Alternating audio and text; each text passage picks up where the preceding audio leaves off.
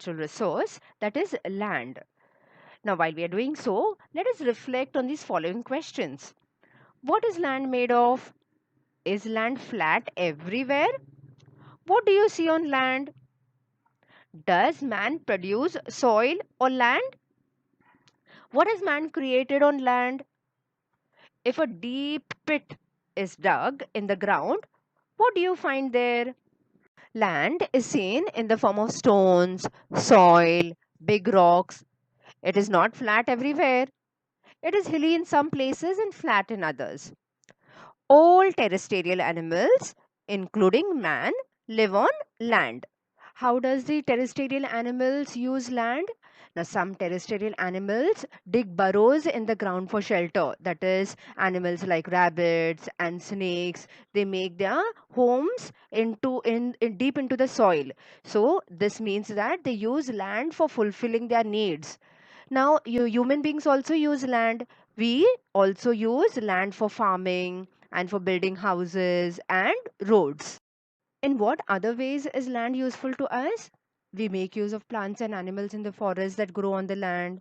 Then the minerals, crude oil, and natural gas obtained from the earth, that is from the land, are very important to us. So, all this tells us that land is a very important natural resource. What is land made of? Now, to understand this, let's do an activity. Take a transparent plastic bottle, a handful of soil, some stones, sand, some dry leaves, and water. Cut off the upper tapering part of the bottle. Put the rest of the material in the lower part and add water. Now, stir the mixture thoroughly and put it aside. Observe the bottle the next day and answer these questions. How does the mixture in the bottle look now? Do you see layers in it? What is seen in the different layers from top to bottom? Now look at the picture alongside. Now if you notice carefully, layers of the various materials, the stones, the soil that we put, now there are layers formed. So our land on earth also looks like this. If a pipeline is being laid in your neighborhood, observe carefully the pits dug for this purpose. You will see some layers under the land surface. Let's learn about the different layers of the soil. If the land has mature soil, the topmost layer is formed by the decomposition of the remains of plants and animals. Now, what do you mean by decomposition? When the plants, when the animals die, microorganisms eat into it. So, they turn into soil. So, this layer is called humus. It is usually found in dense forests, that is, thick forests. The land below this is full of sand, soil, small stones, worms, and insects. Soil and pieces of bedrock are found below this layer of land. Now, this soil is immature. Further below this layer, the proportion of soil decreases and that of rock increases. That is, there is less of soil and more of rocks. Now, this is the layer of bedrock. The main minerals in the soil are derived from these rocks. We get all our minerals, all the minerals from these rocks. This is the reason why soil in different regions is different. The color and the texture of the soil are both determined by the bedrock. So next time when you're moving to your villages or you're visiting some different places, observe the soil. Sometimes the soil is dark brown in color, sometimes it is very light in color, sometimes it is red, sometimes it is black in color. So the texture and the color of the soil depends on the bedrock. How is soil formed? Now, the soil on the land is formed by natural processes. Now, the abiotic components. What are abiotic? The non-living things in the soil are supplied through the weathering of the rocks. Now, what do you mean by weathering of the rocks? As the season changes, we have the winter, the summer, the rains. The all the rocks get disintegrated and soil is formed. Due to the heat, cold, and water of the sun, wind, and rain, respectively, the bedrock breaks down into smaller pieces. Stones, sand, and soil are formed from these pieces. Microbes, worms, and insects are found among the soil. Rodents like mice and rats are also found here. The roots of trees growing on the land also help in weathering of the rocks. Now, all this helps in breaking the rocks down and forming soil. Now, the process of soil formation is slow and continuous. It takes about thousands of years for a 2.5 centimeter thick layer of mature soil to form.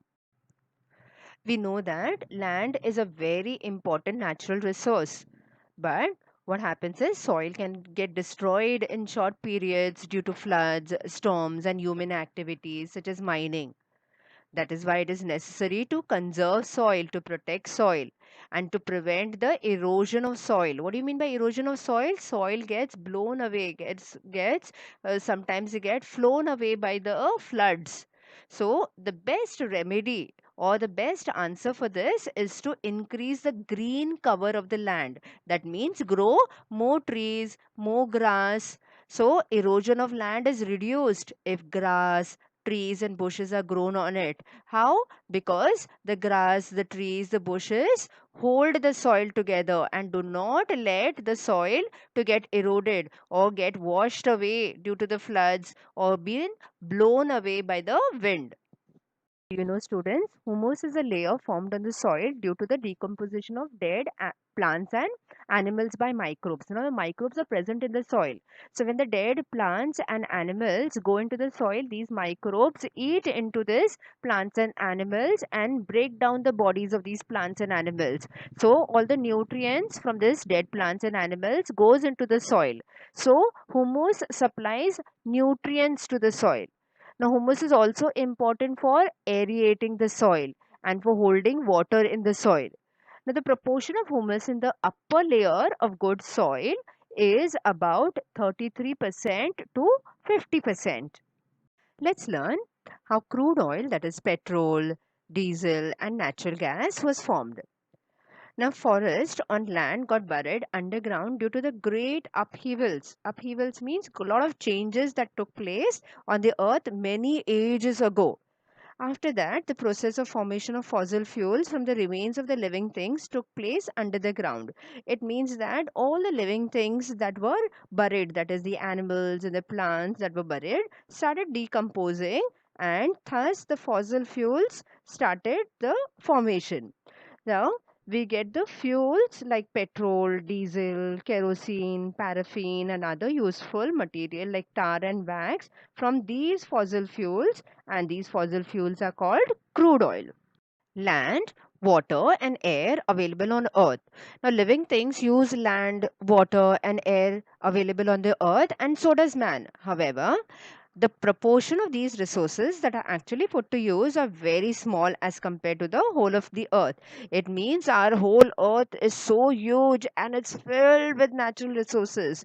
What we are using, whatever what natural resources that we are using, is a very small proportion of whatever is available.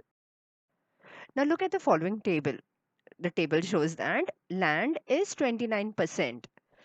Potable water, that is fresh water, is 0.3%, and oxygen is just 21%. But even in these small proportions, the resources shown in the table are sufficient. They are enough for all our living things, for the needs of our living things. But provided that man is not greedy, it is very necessary for man to control his greed. In other words, he must use all these resources judiciously, means very, very sparingly, only when it is necessary. Use only those things which are necessary, with the awareness that they are meant for all other living things and not just for mankind. So, only man can't use all these things. It should be available even for plants, even for animals, even for other insects, birds, and other microorganisms.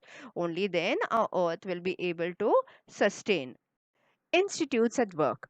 Indian Meteorological Department was established in 1875 for studying the weather in the Indian subcontinent. The main function of this institute is to observe the weather and to make the weather forecast. That is, to predict the weather. What could be the weather tomorrow? Whether it will be hot, whether it will rain, or whether it will be windy. Now, this institute also conducts research related to changes in the weather, makes forecasts about rain, and studies the development related to global warming. Hope you have understood the lesson, children. Now let's revise what we have learned. The elements available in nature which fulfill the basic needs of living things are called natural resources. Air, water, and land are important natural resources. Soil has both biotic and abiotic constituents. There are many constituents of air, such as nitrogen, oxygen, carbon dioxide, inert gases, water vapor, and dust particles.